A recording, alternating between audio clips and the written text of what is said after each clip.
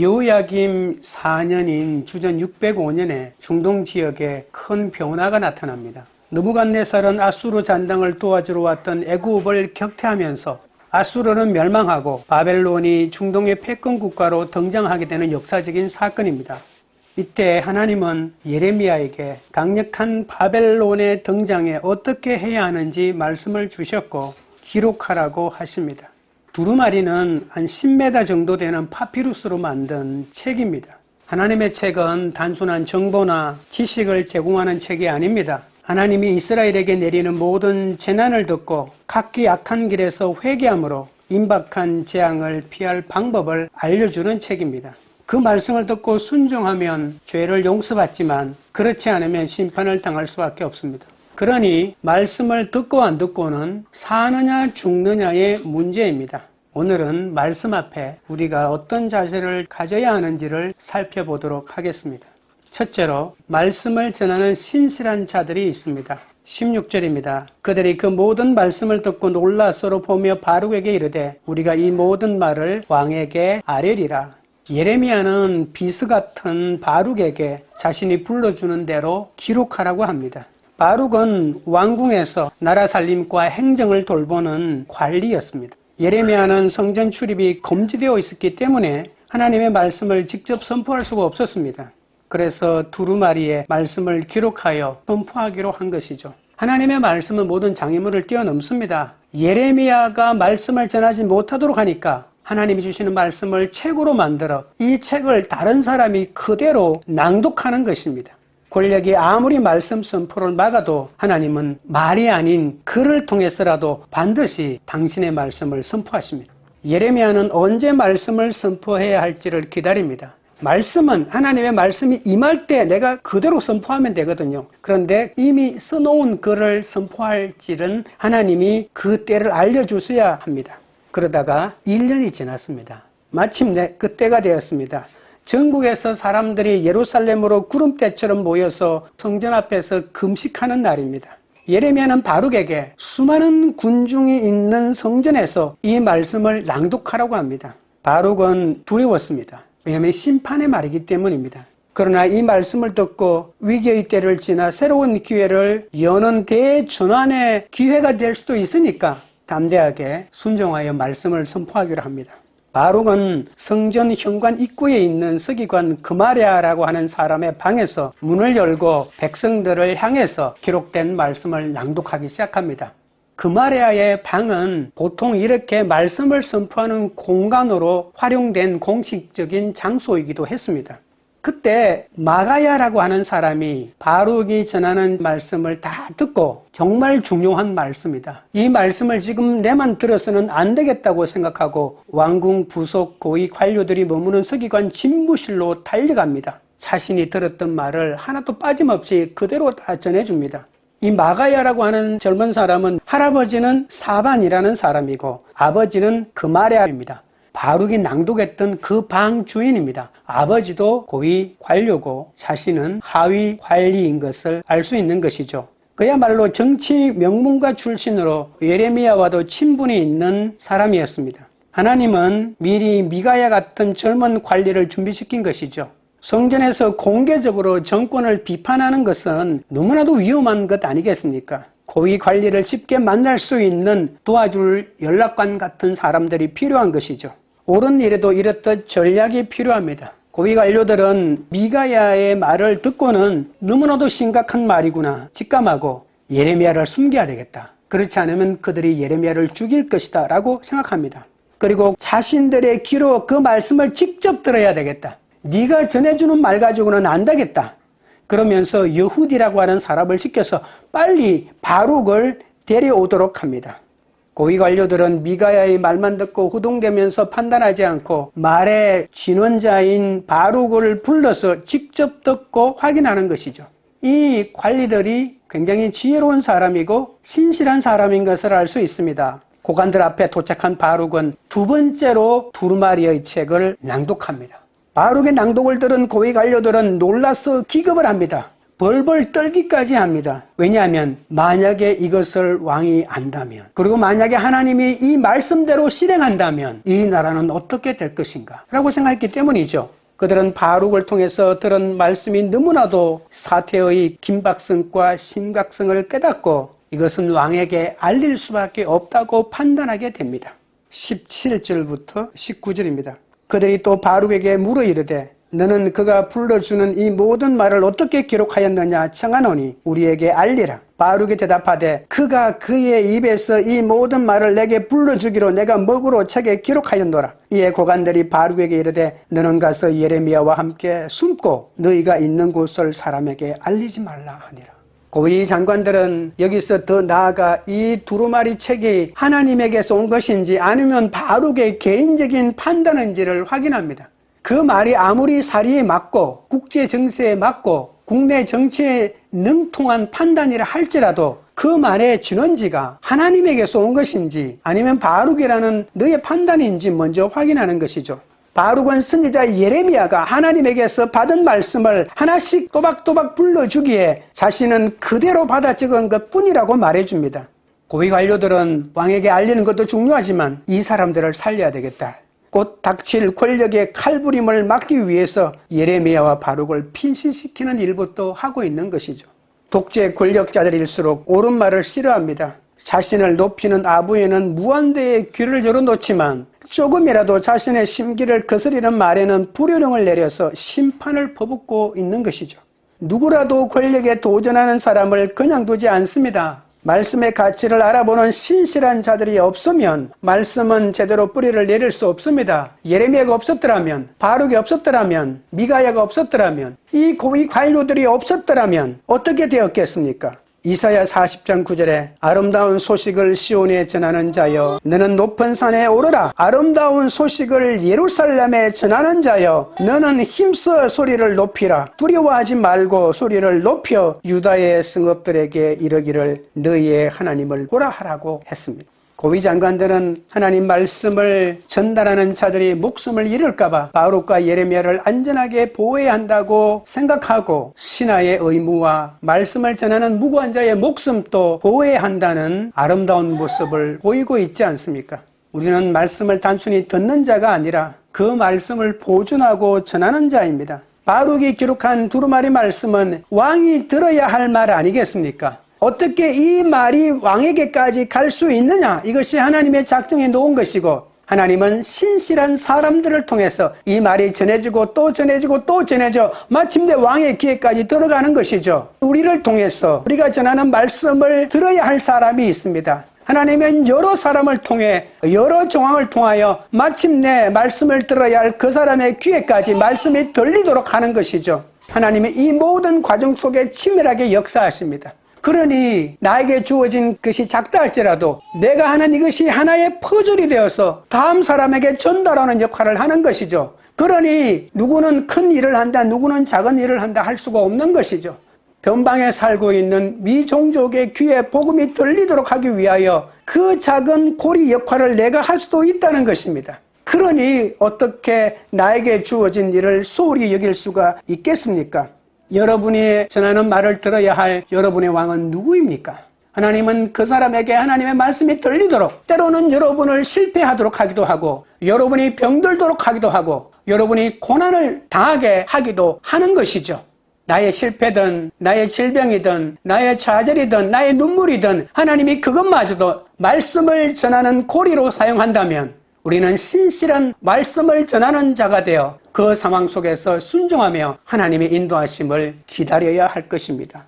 둘째는 말씀을 불태우는 권력자가 있습니다.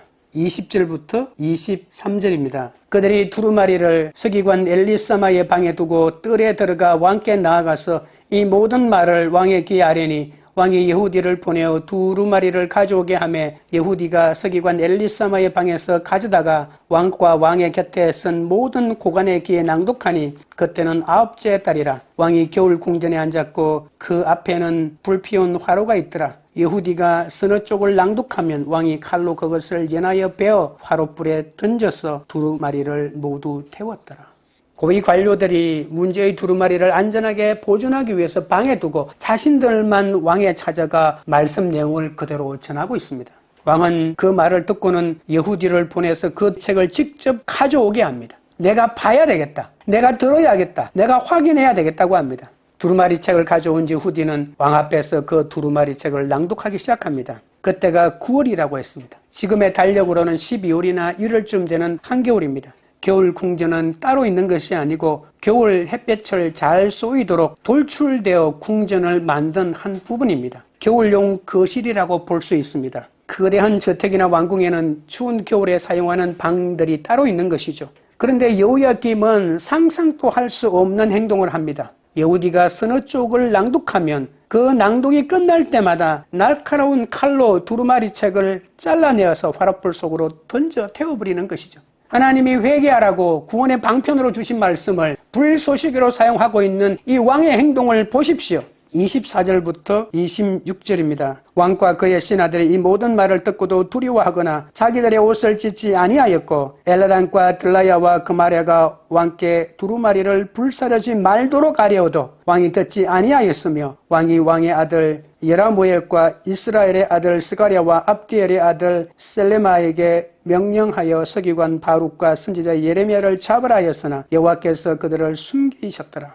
왕은 두루마리 책을 불태우기만 하면 기록된 말씀의 효력도 사라진다고 생각했던 것이죠. 어리석은 생각입니다. 이러한 왕의 행동은 불신앙을 너무 잘 보여줍니다. 하나님의 말씀을 예리한 칼로 잘라 태우지만 실상은 예루살렘이야말로 전쟁의 불의 잿더미가 될 것입니다.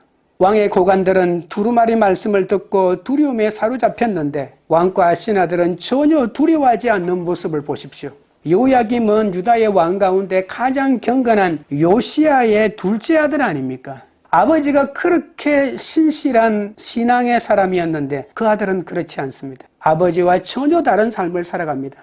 여호야김의 아버지 요시야 왕은 성전을 수리하다가 발견한 율법책을 읽게 되죠. 그 말씀을 읽을 때 자신의 옷을 찢었습니다. 열왕기하 22장 11절에 왕이 율법책의 말을 듣자 곧 그의 옷을 찢으니라고 분명하게 말하고 있습니다. 그런데 오늘 본문에 보십시오. 24절에 두려워하거나 자기들의 옷을 찢지 않았다. 옷을 찢는 것은 회개의 출발점입니다. 그런데 옷을 찢지 않았다고 하는 것은 아버지의 행동과 너무나도 극명하게 대조하고 있는 모습을 볼 수 있죠. 요시야 왕은 그 말씀을 읽자마자 말씀에 순종하여 자기 옷을 찢고 태양신을 숨기던 제물인 말들을 죽이고 수레를 불태우고 산당을 불사르고 아세라 목상을 불살랐다고 했습니다. 모든 우상의 잔당들을 불살라버렸습니다. 아버지 요시야 왕은 이렇듯 말씀대로 우상을 불태웠는데 아들인 여호야김 왕은 말씀을 듣고 자기 옷도 찢지 않고 오히려 두루마리의 책을 칼로 찢고 우상이 아닌 말씀을 화롯불에 태워버렸다는 것입니다. 자신을 찢으면 자신이 살게 되고 말씀을 찢으면 자기도 죽고 나라도 망한다는 사실을 왜 몰랐습니까? 불태워야 할 것은 우상이고 자신 속에 있는 불신앙인데 어찌 그 말씀을 불태울 수가 있겠습니까? 기독교 역사가 끝나는 날까지 말씀을 불태운 여호야김 왕은 모든 성도들의 입에서 전해지고 또 전해질 것입니다. 왕이 하나님을 두려워하지 않으니 기록된 하나님의 말씀을 제대로 들을 리가 만무하지 않습니까? 아무리 재앙의 말씀을 왕에게 알려 새로운 정책을 펴기를 바랬지만 개혁을 원했지만 나라가 망하든 말든 지금 자신이 휘두르는 권력과 안락함만이 중요했던 것이죠. 말씀을 두려워하는 몇몇 고위 관료들이 얼마나 말렸겠습니까? 벌벌 떨면서 태우면 안 된다고 말리고 말려도 아랑곳하지 않고 연산군처럼 하나님의 말씀이 담긴 두루마리 책을 모두 불사르고 말았습니다. 왕은 말씀을 불태우고도 분이 풀리지 않는지 예레미야와 기록자 바룩을 즉각 잡아와 그놈들을 죽이라고 명령합니다. 그들을 잡아서 권력에 대항한 대역죄를 물어 권력을 대항하는 것이 얼마나 무서운 죄인지 공개 처형을 하여 아마도 예루살렘 성문에 그 목을 내걸지도 모릅니다. 그러나 하나님은 완악한 왕이 당신의 종들을 죽일 줄 알고 미리 그들을 숨기신 것이죠. 선지자 예레미야는 이제 공개적으로는 모습을 드러내지 않고 도망자 신세가 되고 맙니다. 예레미야와 바룩은 죽음의 위기에 처했지만 하나님이 보호해 주셨습니다. 하나님은 당신의 종들을 위험에서 건져주십니다. 내가 말씀을 전하면 어려움이 닥칠 거야 라고 걱정이 많겠지만 하나님이 그 모든 삶의 형편을 지키시고 보호해 주신다는 겁니다. 우리나라 조선시대에는 경연이라는 것이 있습니다. 왕과 신하가 마주 앉아 배우고 토론하는 제도입니다. 이 경연을 통해서 신하들은 왕이 듣기 싫은 소리도 가감없이 왕 앞에 말을 합니다. 이 말을 왕이 새겨 들으면 나라의 태평성세가 열리는 것이고 그렇지 않으면 난세가 되어 나라에 큰 혼란이 일어나는 겁니다. 조선시대 600년이 그것을 증명하고 있습니다. 역사를 보면 우리나라처럼 기록을 중시한 나라도 많지 않습니다. 그 당시 성정원이라고 하는 기관에서는 임금이 신하들과 나누는 모든 말을 남김없이 기록하였습니다. 왕이 아부만 듣고 싶어 한다면 그 나라는 아예 가망이 없습니다. 아부꾼들만 득실거릴 겁니다. 지도자는 말을 많이 하는 자가 아니라 경청을 잘하는 자입니다. 아무리 능력이 많아도 경청하는 능력이 없으면 모일 때마다 자기 말만 하고 있는 것이죠. 세상 왕도 이런데 신정 정치를 표방하고 있는 이스라엘 왕은 말할 것도 없지 않습니까? 모세는 왕이 해야 할 가장 중요한 일 중에 하나가 이것이라고 신명기 17장 18절 20절에서 분명하게 말하고 있습니다. 그가 왕위에 오르거든 이 율법서의 등사본을 레위 사람 제사장 앞에서 책에 기록하여 평생에 자기 옆에 두고 읽어 그의 하나님 여호와 경외하기를 배우며 이 율법의 모든 말과 이 규례를 지켜 행할 것이라. 그리하면 그의 마음이 그의 형제 위에 교만하지 아니하고 이 명령에서 떠나 좌로나 우로나 치우치지 아니하리니 이스라엘 중에서 그와 그의 자손이 왕위에 있는 날이 장구하리라. 이것이 어찌 왕에게만 해당되겠습니까? 말씀을 가까이 하여 나의 잘못을 들여다보지 않는 사람이 어찌 지도자가 되고 어찌 스승이 되고 어찌 부모가 될 수 있겠습니까? 하나님의 말씀을 멸시하여 불에 태우면 나도 죽고 자녀도 죽고 공동체가 죽을 것입니다. 하나님의 말씀을 불태울 것이 아니라 내 속에 있는 죄악을 불태우고 내 속에 있는 교만을 불태워 하나님 앞에 새로운 사람으로 그 말씀으로 인하여 세워져야 할 것입니다. 불타는 말씀은 셋째로 말씀은 사라지지 않고 다시 임합니다. 27절부터 29절입니다. 왕이 두루마리와 바룩이 예레미야의 입을 통해 기록한 말씀을 불사른 후에 여호와의 말씀이 예레미야에게 임하니라 이르시되 너는 다시 다른 두루마리를 가지고 유다의 여호야김 왕이 불사른 첫 두루마리의 모든 말을 기록하고 또 유다의 여호야김 왕에 대하여 이와 같이 말하기를 여호와의 말씀에 내가 이 두루마리를 불사르며 말하기를 내가 어찌하여 바벨론의 왕이 반드시 와서 이 땅을 멸하고 사람과 짐승을 이 땅에서 없어지게 하리라 하는 말을 이 두루마리에 기록하였느냐 하도다. 왕이 두루마리 말씀을 불사르자 하나님의 말씀이 다시 예레미야에게 임합니다. 다시 기록하라. 똑같은 거 다시 기록하라는 겁니다. 말씀을 불태운 여호야김 왕은 심판에 넘겨질 것이라고 말합니다. 여호야김은 말씀을 불 속으로 던지면서 어찌하여 바벨론 왕이 다시 침략한다는 말을 할 수가 있느냐? 지금은 태평성세가 아니냐? 지금은 바벨론보다 애굽이 힘이 더 세. 난 애굽 정책을 밀고 나갈 거야. 애굽이 더 힘이 센데 어떻게 바벨론이 다시 쳐내려온단 말인가라고 교만하게 국제정세도 하나도 이해하지 못하고 하나님의 말씀을 심각하게 받아들이지도 않고 어떤 일도 일어나지 않는다고 말하고 있는 것이죠. 하나님은 그런 여호야김에게 바벨론이 다시 침략할 수밖에 없다고 말하면서 너의 후손은 다시는 왕이 될 자격이 없다고 말합니다. 그리고 너는 죽었어도 버림당할 것이라고 무시무시한 말을 하죠. 여호야김 왕은 요시야의 둘째 아들로 11년 동안 왕위에 있습니다. 3년 동안은 예레미야의 말대로 바벨론을 섬기다가 그만 바벨론을 배반합니다. 애굽이 더 힘이 센 것 같으니까 바벨론 나 이제 안 믿어. 애굽을 섬길 거야. 그러니까 바벨론 왕이 그냥 있습니까? 주위에 있는 군대를 모아서 유다를 침략한 것이죠. 선지자의 말씀대로 바벨론이 군대를 몰고 내려왔는데 싸우다가 그만 전쟁터에서 죽고 맙니다. 여호야김이 죽자 그 아들 여호야긴이 왕이 되지만 주전 597년에 왕이 된 지 3개월 10일 만에 바벨론으로 잡혀갑니다. 그만 잡혀갔나요? 자기 어머니 잡혀갔죠? 자기 아내 잡혀갔죠? 아내가 한 사람인가요? 후궁들이 얼마나 많습니까? 그 자식들이 다 잡혀갔죠? 대신들 잡혀갔죠? 내시들 잡혀갔죠? 권처자들, 장인들, 기술자들 다 잡혀갑니다. 한 어리석은 왕의 행동 때문에 유다가 멸망의 길로 들어서고 있는 것이죠. 30절부터 31절입니다. 그러므로 여호와께서 유다의 왕 여호야김에 대하여 이와 같이 말씀하시니라. 그에게 다윗의 왕이 앉을 자가 없을 것이요 그의 시체는 버림을 당하여 낮에는 더위 밤에는 추위를 당하리라. 또 내가 그와 그의 자손과 신하들을 그들의 죄악으로 말미암아 벌할 것이라. 내가 일찍이 그들과 예루살렘 주민과 유다 사람에게 그 모든 재난을 내리리라 선포하였으나 그들이 듣지 아니하였느니라. 낮에는 더위 밤에는 추위를 당한다라고 하는 말은 지금은 겨울임에도 따뜻한 난로에 앉아서 추위를 피하고 있지만 이제 광야에 죽어서 묻히게 되면 추위나 더위를 피하지 못하게 된다는 그런 말입니다. 한 개인에게 주어진 하나님의 말씀이 아닙니다. 한 나라를 다스리는 왕에게 주어진 말입니다. 개인이면 나 하나 죽으면 말지 이렇게 말할 수 있겠지만 그 왕의 말씀대로 순종하지 않고 있다가 나라가 망하니 자신만 죽는 것이 아니고 온 나라가 함께 망하는 것이죠. 한 사람의 지도자가 얼마나 중요한지 모릅니다. 그런데 하나님의 말씀을 경청하지 않는 지도자를 세우겠다고요? 자신의 안위와 권력만 생각하다가 자기도 죽고 백성들도 다 죽음의 길로 몰고 있는 지도자는 절대로 세워지면 안 됩니다. 예루살렘이 바벨론 군대에 항복한 후에 바벨론 군대는 이미 죽은 여호야김의 시신을 파헤쳐서 다시 칼로 찌르고 죽였다는 주장도 있습니다. 지도자는 자신에게 주어진 권력과 고난으로 국민을 살리고 부강한 나라로 만들어갈 책임이 있지 않습니까? 그런데도 자신의 오만한 판단으로 온 나라를 죽음의 수렁으로 몰아넣고 있으면 어떻게 되겠습니까? 32절입니다. 이에 예레미야가 다른 두루마리를 가져다가 네리야의 아들 서기관 바룩에게 주매 그가 유다의 여호야김 왕이 불살은 책의 모든 말을 예레미야가 전하는 대로 기록하고 그 외에도 그 같은 말을 많이 더 하였더라.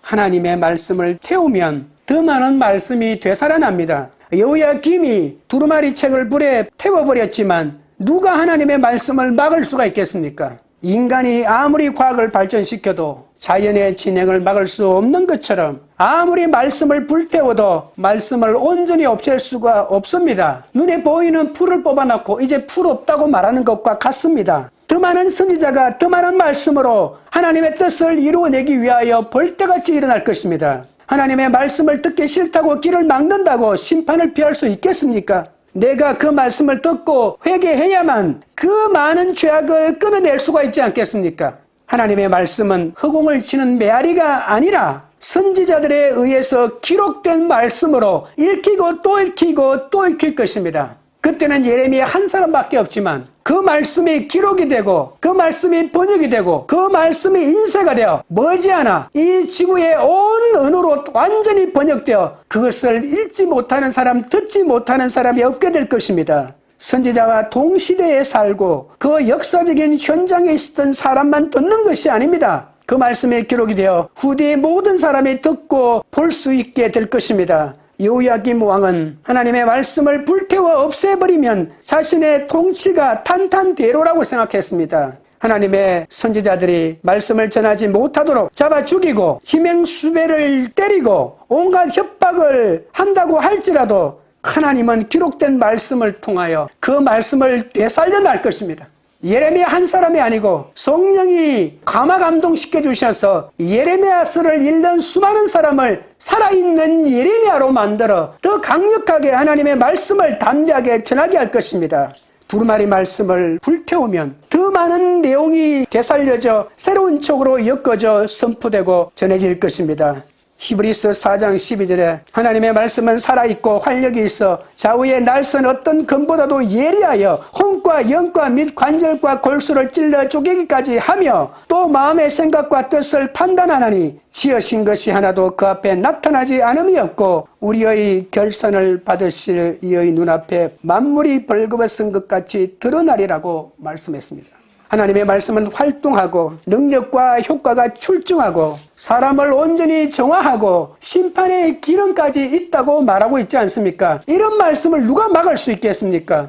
우리도 여호야김 왕처럼 말씀을 없애려고 하지 말고 그 말씀 앞에 무릎을 꿇고 회개하며 그 말씀을 들어야 할 존재입니다. 우리의 죄를 청산하고 새로운 날로 나아가는 길은 하나님의 말씀을 듣는 길밖에 없습니다. 하나님의 말씀은 수많은 사람의 배척과 박해 속에서도 살아남아 끝까지 활동하는 능력으로 사람들을 구원하게 될 것입니다. 하나님의 말씀은 온갖 장벽과 억압을 뛰어넘고 더욱 강해질 것입니다. 불같은 시험을 당해도 더 불타는 능력으로 되살아나 죄악을 태우고 사탄을 태우고 새 생명을 피워낼 것입니다. 일본의 기독교 사상가 우찌무라 간주는 성서를 배우라, 깊게 배우라, 넓게 배우라, 아볼로와 같이 성서에 능하라. 우리의 무기는 이것이다. 이것 없이는 우리는 악한 자의 손은 모든 불화살을 꺼버릴 수 없다. 누가 우리의 신앙의 이유를 묻는 자가 있다면 우리는 성서로서 대답할 성서는 우리의 대변자이다. 이것으로 우리를 대변하게 한다면 우리는 어떠한 반박도 잠잠하게 할 수 있다. 이렇게 말했습니다. 푸른 마르고 꽃은 시드나 우리 하나님의 말씀은 영원히 있으리라고 말하지 않았습니까? 하나님은 우리에게 광야의 길목에서 외치라고 말씀하십니다. 군불 10년 화무 11홍이라고 했습니다. 아무리 막강한 권력도 10년을 가지 못하고 붉게 활짝 핀 꽃도 열흘을 넘지 않는다고 했습니다. 무소불위의 권력을 휘두르는 왕이라도 권자에서 내려올 수밖에 없지 않습니까? 우리는 외치는 자의 소리입니다. 아름다운 소식을 전하는 자입니다. 두려워하지 말고 힘써 소리를 높여 예수 그리스도를 전해야 합니다. 교회의 사명은 죽어가는 민족과 동포들을 위로하는 것입니다. 죽어가는 열방을 위로하는 것입니다. 우리는 모두 불타는 말씀을 신실하게 전하며 하나님의 구원을 가져오는 하나님의 사람이 되어야 할 것입니다. 여러분 자신에게 주신 말씀도 사라지지 않습니다. 여러분 자녀에게 주신 말씀도 사라지지 않습니다. 민족과 여러분의 공동체와 여러분의 가정에 주신 말씀도 결코 사라지지 않습니다. 끝까지 그 말씀을 믿고 그 말씀대로 살아가는 여러분 되시기를 주님의 이름으로 축원드립니다. 말씀을 맺겠습니다. 하나님의 불타는 말씀은 신실한 자들에 의해서 전해진다고 했습니다. 아무리 권력자들이 나타나 그 말씀을 불태워도 두려워하지 말아야 합니다. 하나님의 말씀은 더 왕성하게 불길같이 타올라 사람을 구원하며 하나님의 정의를 완성해 나갈 것이기 때문입니다. 불타는 말씀은 절대로 사라지지 않고 다시 임합니다. 나에게 주신 하나님의 말씀은 반드시 열매 맺게 됩니다. 죄를 지었을 때 회개의 말씀이 주어지면 동일하게 회개하면 되지 않습니까? 내 아집과 교만을 꺾고 그 불타는 말씀 앞에 겸허하게 고개 숙이고 순종하면 그 말씀은 나를 심판하는 말씀이 아니라 나를 살리고 우리 가정을 살리고 교회를 살리고 민족을 살리고 열방을 살리는 생명의 싹이 될 것입니다. 찬양 드리고 기도하겠습니다. 하나님 아버지여, 불타는 말씀을 나에게 주셨지만 삶이 고단하고 힘들다면서 그 말씀을 신실하게 전하지 못하심을 용서하여 주옵소서. 내가 돈이 없다고, 내가 배운 것이 짧다고, 내 삶이 공고하다고, 나보다 잘난 사람에게 말씀을 전할 수 없다며 도망친 적이 한두 번이 아니오니 용서하여 주시옵소서. 어떤 상황에서도 두려워하지 않고 불타는 말씀을 온전히 전하고 신실하게 전달하여 마지막 남아있는 퍼즐의 한 조각처럼 하나님의 말씀을 이어가 마침내 이 말씀을 들어 구원 얻어야 할 사람에게까지 전달될 수 있도록 사용하여 주시옵소서. 말씀을 불태우는 권력자들이 얼마나 많은지 모릅니다. 세상의 권력으로 내 말씀을 불태우고 세상의 돈으로 내 말씀을 불태우고 세상의 명예와 잘남으로 내가 가진 말씀을 모두 불태워버리는 그런 자들이 있습니다. 그들 앞에서도 더욱 당당하게 불태워지지 않는 하나님의 말씀을 선포하고 전하는 하나님의 사람이 되게 하여 주옵소서. 하나님의 말씀은 절대로 사라지지 않는다고 했습니다. 나에게 주신 말씀도 사라지지 않고 우리 가정에 주신 말씀도 사라지지 않고 이 민족에 주신 말씀도 사라지지 않았습니다. 그 말씀을 끝까지 믿고 나아가 광야에서 외치는 자의 소리가 되고 아름다운 소식을 전하는 하나님의 전달자가 되게 하여 주시옵소서.